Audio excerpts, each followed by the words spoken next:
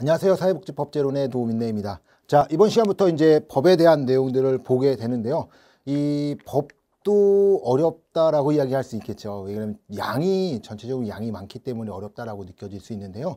이 법도 마찬가지지만 잘 나오는 법들이 있습니다. 그래서 잘 나오는 법들을 조금 위주로 공부를 한다고 하면은 이 법에도 그렇게 어렵게 하지 않는다라고 말씀을 드립니다. 그래서 뭐 25개를 다 맞아야 되는 것도 아니기 때문에 이 중요시 잘 나오는 법들이 있거든요. 그 법들을 조금 자세히 보는 것이 좀 효과적으로 공부할 수 있다라고 말씀을 드리겠습니다. 자, 이제 첫 번째로 이제 법인데요. 법의 개념이에요. 뭐 법은 사회규범이고 문화규범이다. 뭐 동시에 절대적 규범이다. 법은 행위규범이다. 강제성을 띈 규범이다. 이제 법을 이제 이야기할 때 하는 행동들이죠. 그래서 법은 사회규범으로, 문화규범으로, 절대적 규범으로, 행위규범으로, 강제성을 띈 규범, 뭐 이렇게 이제 들어간다라고 좀 생각하시면 되겠습니다.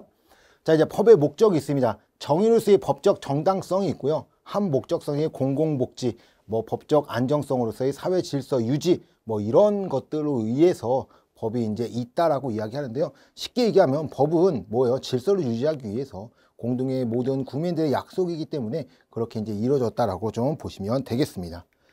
자, 그러면 이제 지금부터 중요한 내용이다라고 합니다. 자, 왜 그러냐라고 하면 법은요, 우리 법을 볼 땐 총론하고 강론으로 이루어집니다. 자, 총론이라고 얘기하는 것은 지금 우리가 이제 보고 있는 것들, 법의 총 전체적인 그런 내용들을 볼 때 법이 만들어지는 과정이라든지 이런 내용들을 보는 것을 총론이라고 얘기하고요. 강론이라고 하는 것은 각각의 법을 의미합니다. 각각의 법을 의미하는데, 자, 요 강론에서 시험이 95%가 출제돼요. 그래서 보통 총론에서는 많이 나오면 2문제, 아니면 보통 한두 문제 정도 나온다라고 생각하시고요.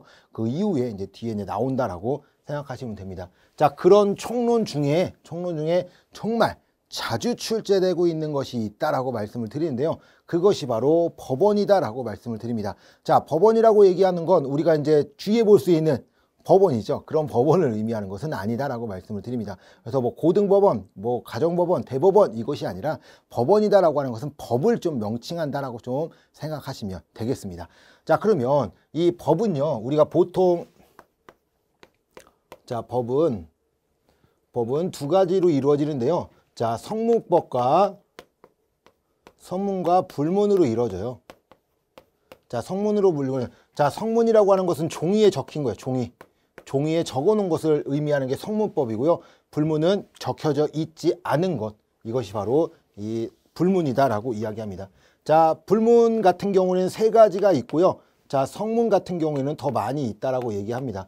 자, 성문 같은 경우 처음에 이제 헌법으로 이루어져. 자, 우리나라의 법의 뿌리가 되는 헌법이 있습니다. 그래서 이 헌법을 벗어난 모든 법들은 다 위법이 된다라고 이야기할 정도로 헌법이 중요하다라고 이야기합니다. 자, 그리고 이제 국회의원들이 만드는 법률이 있습니다. 법률로 이제 이루어지게 된다라고 얘기하고요. 그리고 이제 시행령, 시행규칙이 있습니다. 자, 시행규칙 이 이루어지게 되고, 자, 여기까지는 뭐예요? 전국구로 이루어지는 것들이죠. 전국구로 이루어진다라고 하면은 이 우리나라의 전체에 영향을 미칠 수 있는 그런 법들이다라고 얘기하고요. 그리고 이제 우리가 이제 지방자치단체가 이제 이루어져 있잖아요. 지방자치단체, 우리 이제 명령이 이제 제가 시행령, 시행규칙이라고 얘기했잖아요. 그게 같이 이제 명령에서 있는 시행령, 시행규칙이다라고 좀 생각하시면 되고요.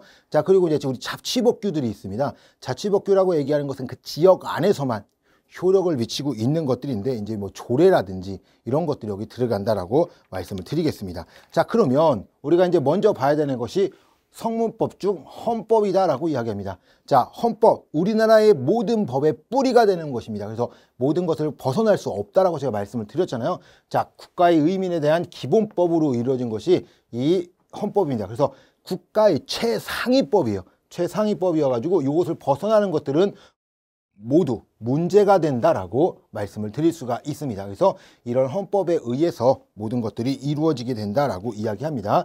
자, 그리고 뭐 헌법이다라고 하면 우리는 뭐죠? 헌법 1조 1항, 헌법 2조 2항, 뭐 우리나라에 있는 사회복지 사업법들, 사회복지에 관한 법률들, 뭐 이런 것들은 헌법 10조, 헌법 34조, 35조, 36조 뭐 이런 내용들에 의해서 헌법 그 사회복지법들이 만들어지게 됐는데요.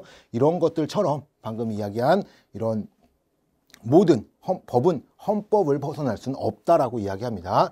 자, 성문법원이죠. 성문법, 성문법원, 성문법. 그래서 종이에 적혀 있는 거예요. 종이에 나와 있는, 그러니까 종이에 적혀 있는 것을 성문법이라고 하고요. 종이에 적혀져 있지 않고 이게 틀이 없는 거죠. 종이는 헌법이라는 책에 이제 나와 있잖아요. 근데 그런 법이 없는 것들이 있습니다. 그것이 불문이다라고 이야기를 하는 겁니다.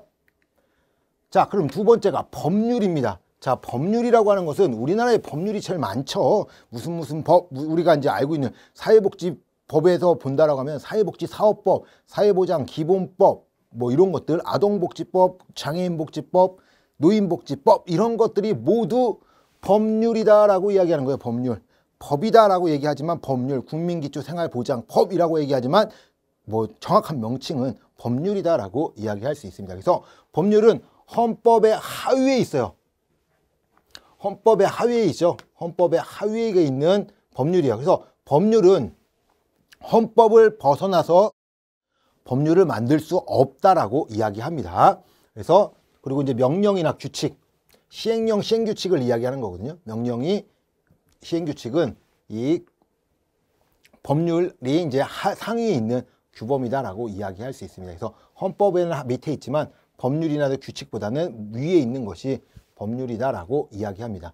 자, 이런 이 법률이라고 얘기하는 것, 뭐 헌법 이렇게 하겠지만 법률이라고 얘기하는 것은요, 이게 어떻게 만들어지냐라고 하면은 우리 이제 국회의회에서 만들죠. 국회. 자, 국회에서 뭘 만들게 됩니다. 그래서 과반수 이상. 자, 과반수 이상의 참석이 있어야 된다. 그래서 과반수 이상 참석하고 과반수 이상 참석하고 찬성해서 이걸 대통령한테 올리게 돼요. 그럼 대통령이 올리면 자, 국회의원과 정부는 법률안을 제출할 수 있다라고 해요. 제출할 수 있는데 그걸 어떻게 하냐? 국회는 의결을 거쳐요. 그러니까 국회의원들이 300명이 모여서 과반수 이상이 모여서 이제 하는 거죠. 그러면 대통령에게 줍니다. 그러면 대통령이 법률이 만들어진 것을 보고 그것을 공포하게 되어 있어요. 그래서 7일 이내에 이제 공포를 해야 되는데 공포를 하지 않으면 법률이 되지 못한다라고 말씀을 드립니다. 그래서 서명하고 공포함으로써 이 법률이 탄생하게 된다라고 얘기해요. 그래서 국회의원과 정부는 법률안은 제출할 수 있습니다. 방금 이야기한 것처럼 국회에서 법률이 만들어집니다. 자, 그래서 이제 모든 게 법률이 만들어지는 게 아니라 이거를 대통령한테 보낸다고 그랬죠. 대통령이 공포를 해야 돼요. 그러면 정부에게 이송되는데 15일 이내에 대통령이 공포를 꼭 해야 돼요. 15일 이내에 공포를 하지 않으면 문제가 될 수가 있겠죠. 이제 공포를 하지 않으면 뭐 그래도 이제 법률이 되긴 합니다. 근데 이제 15일 이내에 공포하지 않을 거면 대통령은 국회에 다시 반송시켜 버립니다. 자, 이거는 법률로서 조금 문제가 나는 이거를 공포하지 못합니다라고 하면서 되돌려 버릴 수 있는 권한이 있다라고 말씀을 드립니다. 그래서 대통령은 법률의 일부에 대해 또는 법률안을 수정해서 제의를 요구할 수 없습니다. 요구할 수 없어요. 그러니까 이게 무슨 말이냐라고 하면은 자, 이 법률이 올라왔는데요. A라는 법률이 올라왔는데 이 법률은 이게 마음에 안 들어요. 그러니까 이거 좀 수정해 주세요. 이렇게 얘기 못 한다라는 거예요. 그런 제의, 그러니까 수정하여 제의를 할 수는 없지만 15일 이내에 반송할 수는 있다라는 거예요. 반송할 수는 있다. 공포하면은 법률이 되지만 반송하면 그거를 이제 법률이 되지 못하고 다시 국회에서 상정을 다시 해야 된다라고 말씀을 드립니다. 그래서 15일 이내에 공포나 제의 요구하지 아니할 때 있겠죠. 난 공포도 안 했어. 아니면 제의도 하지 않았어. 그러니까 반송하지 않았어. 라고 얘기하면 그것도 바로 이제 법률로서 공포가 되는 거예요. 공포하지 않아도 15일이 지나면 법률이 되는 거고요. 15일 이내에 반송을 시킬 수 있다. 제의를 요구할 수 있다라고 이야기합니다. 자, 그리고 법률은요, 특별한 규정이 없는 한 공포를 하죠. 대통령이 이제 예를 들어 1월 1일 하면은 15일까지니까 15일에 뭐 해야 돼요? 공포를 해야 되겠죠. 공포를 하고 20일이 지나면 바로 이게 법률의 효력을 갖게 된다라고 이야기합니다. 20일이 경과하면은 효력이 발생해요. 그런데 법에서 뭐라고 나오냐? 이 법은 1월 1일 날 공포돼도 시행일이 다르죠. 제정일이 있고 시행일이 다른 거예요. 그래서 제정은 뭐에서 예를 들어서 뭐 2000년 1월 1일이라고 하지만 국민기초생활보장법 뭐 99년도에 그 제정을 해서 2000년 10월 1일부로 시행한다라고 이제 법을 만들어 버리거든요. 보통 막 그 쉽게 얘기하면 한 1년 정도의 기간이 있는 이유들은 시험 사업들을 좀 하는 거죠. 자, 그런 것들처럼 그 이야기를 하는데 그런 규정이 없으면요. 20일이 경과하면 바로 법률로서 효력을 갖게 된다라고 이야기합니다. 자, 이제 명령이 있습니다. 자, 명령 안에는 시행령, 시행규칙으로 이루어져요. 시행령과 시행규칙으로 이루어지는데 이 시행령, 시행규칙은 법률, 즉 국회를 지나지 않고 국회를 거치지 않고 법이 만들어지는 것을 의미하는 것이 시행령, 시행규칙이다라고 이야기합니다. 자, 국회 의결을 거치지 않고 대통령이라든지 행정기관 있죠. 뭐 행정기관이라면 총리, 그다음에 장관, 우리 총리령 있잖아요. 총리령, 장관령 이렇게 이름으로 나오는 것이 이 명령이다라고 이제 명령에 포함된다라고 이야기할 수 있습니다. 그래서 개별 법률 시행령 및 시행규칙이 존재 양식으로 표현된다라는 거. 그러니까 제가 방금 말씀드렸던 것처럼 명령이다라고 얘기하지 않고 여기서 이제 법률 밑에는 시행령, 시행규칙이 있습니다라고 이야기한 거죠. 시행령, 시행규칙이 있는 것들처럼 이 개별 법률에는 시행령, 시행규칙이 있는데 이게 대통령 명령이냐 아니면 총리 명령이냐 이런 것들로 이제 달라진다라고 이야기합니다. 그래서 대통령령이 있고 총리령, 부령들이 포함된다. 그래서 우리 법률을 보게 되면은 뭐 이러한 자세한 내용들은 대통령령으로 규정한다, 대통령령으로 정한다, 대통령령으로 명한다 뭐 이렇게 나와 있잖아요. 그것이 바로 이 명령이다라고 이야기합니다. 그래서 시행령이라고 얘기하는 것은 시행령, 시행규칙이었잖아요. 시행령은 대통령의 명령이에요. 그래서 대통령령으로 공포되는 것이라 대통령 명령이 이 시행령이다라고 이야기를 할 수가 있습니다. 그래서 법에 위배된 상황에서 필요한 것이 사항이 필요하다라고 하면은 시행령을 만들게 되고요. 자, 부령이라고 하는 것은 아까 총리령이죠. 총리령 아니면 보건복지부령 이제 이런 것들 좀 장관령들, 장관 총리들이 할 수 있는 것이 부령이다라고 이야기합니다. 그래서 직권으로 발하는 그런 명령들을 의미하는 것이 이 명령이다라고 이야기합니다. 자, 대통령은 대통령령으로 대통령이 발하는 명령이 대통령령이라고 말씀을 드렸습니다. 시행령은 대통령령이 이제 이야기한다라고 했는데 그 안에는 뭐 행정명령, 뭐 법규명령 뭐 이런 것들이 있다라고 이야기합니다. 그래서 그런 내용들이 들어가는데 뭐 그냥 그렇다라고만 좀 생각하시면 돼요. 자, 대통령령은 대통령이 하는 거다. 자, 총리령은 국무총리가 소관사무의 법률이나 대통령 위임 또는 직권으로 발하는 명령을 의미하는 것이 총리령이다라고 이야기합니다. 그래서 장관들도 할 수 있다라고 제가 말씀을 드렸습니다. 자, 법률, 대통령에 위에 발하는 위임 명령 아니면 직권을 하는 집행명령 뭐 이런 것들이 있다라고 말씀을 드리는데 또 하나 말씀드릴 수 있는 거는 자, 시행령이잖아요. 시행령이 이제 발표가 되는데 이 시행령은 법률을 위반할 수 없다라고 이야기합니다. 그 이유가 무엇이냐? 이 법률을 위반할 수 없는 것은요. 좀 전에도 말씀드렸듯이 법률은 헌법을 위반할 수 없다라고 말씀드렸습니다. 그래서 이게 보통 보면 상위법 우선의 원칙이라고 해요. 법들은 이제 상위법 우선의 법칙, 신법 우선의 법칙, 특별법 우선의 법칙 이런 것들이 있는데요. 방금 이야기한 것처럼 그 상위법 우선의 법칙이에요. 상위법이 우선한다라는 거죠. 법이 이제 법들이 이제 충돌했을 경우에는 상위법을 먼저 보겠다라고 얘기하는 것처럼 이렇게 이제 법률이라든지 헌법들을 위반해서 법을 만들 수는 없다라고 말씀을 드립니다. 자, 부령이라고 얘기하는 것은 뭐예요? 방금 이야기한 것 소관 각 장부요. 그러니까 총리령, 부령 뭐 이런 것들이 이제 장관 이렇게 이제 들어간다라고 생각을 하시면 됩니다. 그래서 뭐 이렇게 자세하게 책에는 뭐 명령이 어떻게 되어 있고 무엇이 된다라고 얘기하는데 그런 것들보다는요. 이제 대통령의 그리고 총리 또는 이제 장관들에 의한 이제 명령들이 이제 시행령, 시행규칙이구나라고 생각을 하시면 되겠습니다. 자, 네 번째가 자치법규예요. 자, 우리나라는 방금 이야기한 것처럼 이 시행령, 시행규칙까지는 우리나라 전국에 영향을 미칠 수 있는 법들이 이 법이다라고 이야기합니다. 그래서 뭐 쉽게 얘기하면 전라도를 가든지 경상도를 가든지 강원도를 가든지 충청도를 가든지 경기도를 가든지 서울을 가든지 인천을 가든지 어디나 똑같이 법이 효력을 있다라고 하는 것이 이 헌법, 법률, 시행령, 시행규칙이고요. 자, 이제는 자치법규를 이야기하고요. 시군구청이죠. 시도와 시군구청으로 이루어지잖아요. 우리 자치. 그래서 우리가 중앙정부의 위임을 받아 지방정부가 위원하는 자치가 있는데 지방자치제도를 위임하고 있는데요. 그 지방자치, 즉 그 지역의 특성에 따라 지역의 특성이라든지 아니면 지역에 있는 그런 상황에 따라서 뭐예요? 너네들에게 맞는 법들을 만들어서 운영을 해라 라고 이야기하는 것이 방금 말씀드린 이 자치법규다라고 이야기합니다. 그래서 자치단체가 법령 안에서 기존에 있었던 이런 법령 안에서 사무행정을 하기 위해서 만드는 건데 조례와 규칙이 있다라고 말씀을 드립니다. 자, 그래서 조례와 규칙이 안에는 포함이 됩니다. 그래서 이제 조례라고 얘기하는 것은 시의회, 의회 있죠, 의회가 만드는 법들, 자, 국회의원처럼 만드는 법이죠. 그런 것들을 이제 조례라고 얘기하고요. 규칙이라고 얘기하는 것은 뭐예요? 그 시군구청장 이들이 아니면 또 시도지사들의 이제 명령이 이 규칙으로 들어간다라고 이야기합니다.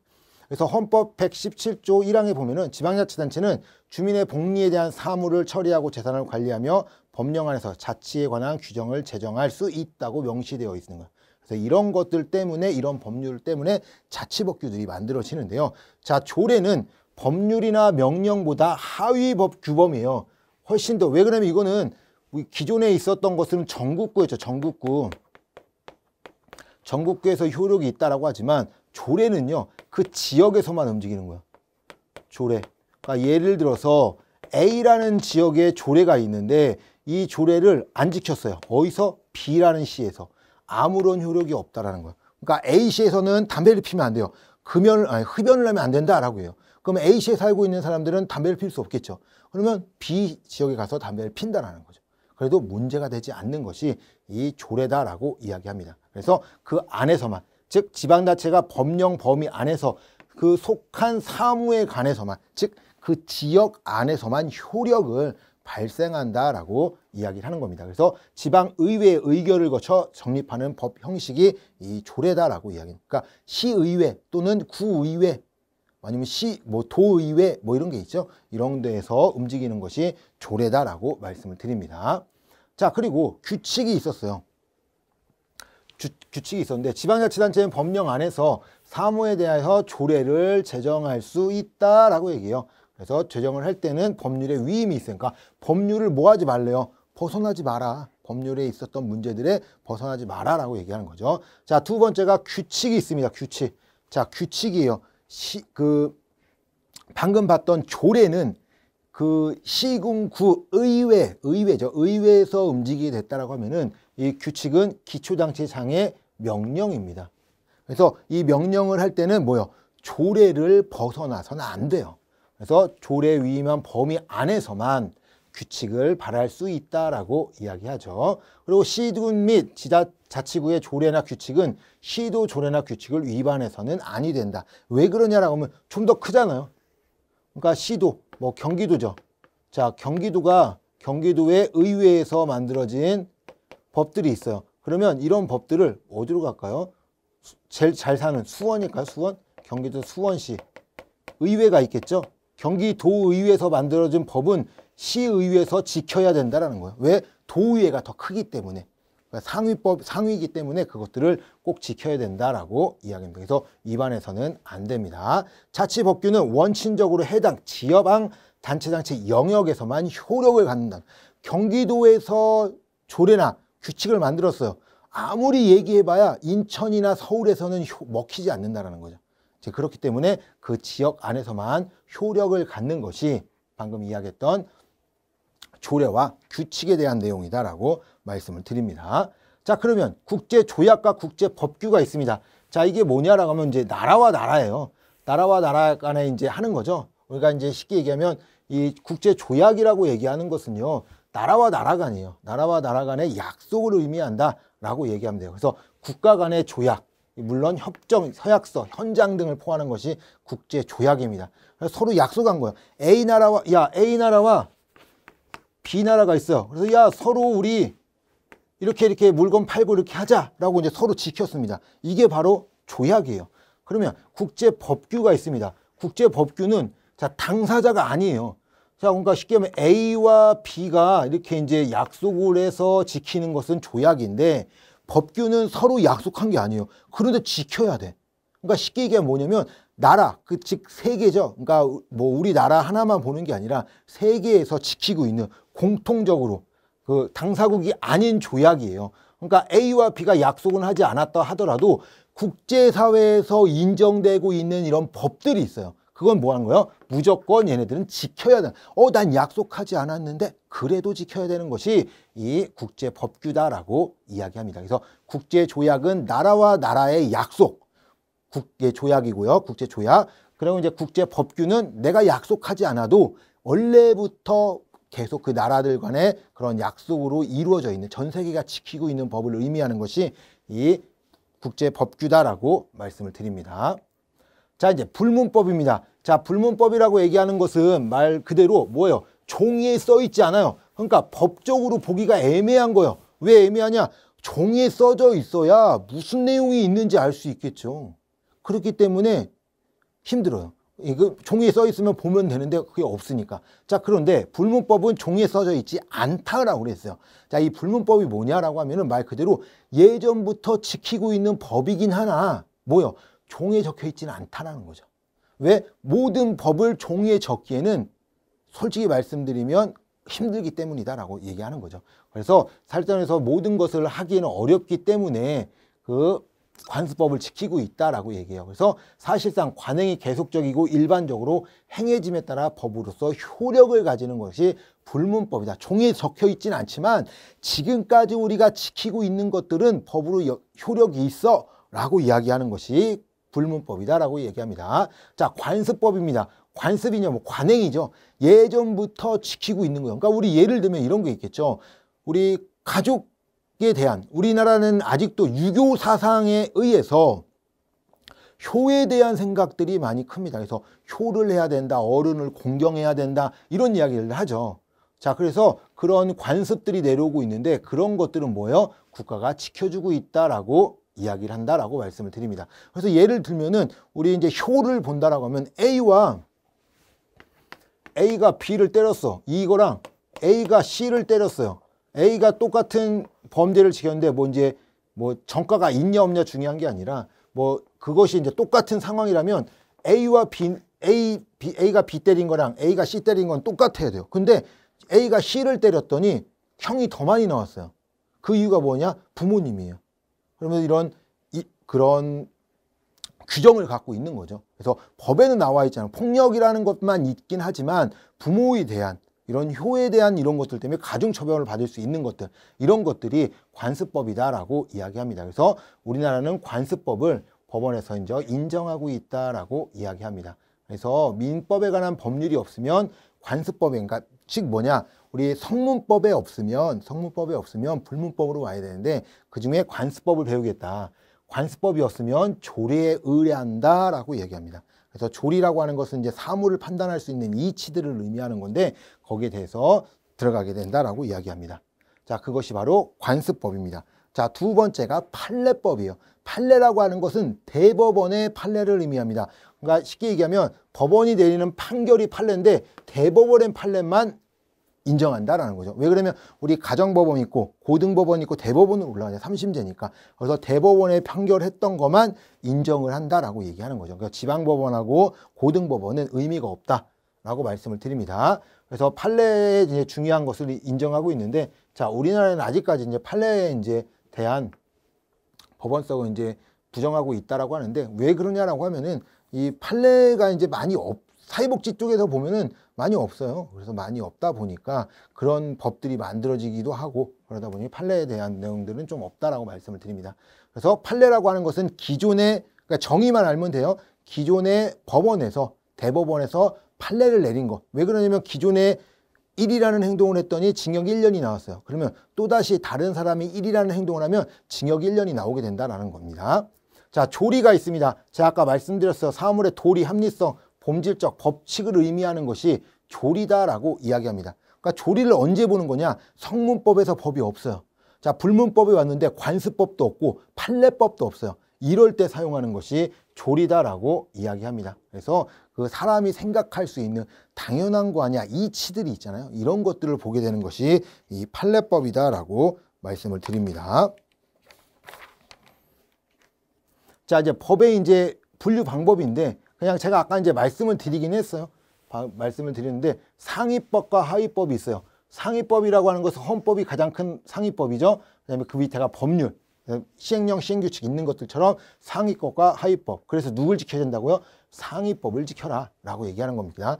강행법과 임의법이 있어요. 자, 우리 법에 보면 가장 무서운 게, 무섭다는 게 뭐냐, 시험 볼 때 무서운 거예요. 왜 그러냐면 뭐 국가는 뭐뭐를 할 수 있다 또는 뭐뭐를 하여야 한다 라고 얘기해요. 할 수 있다는 임의법이에요.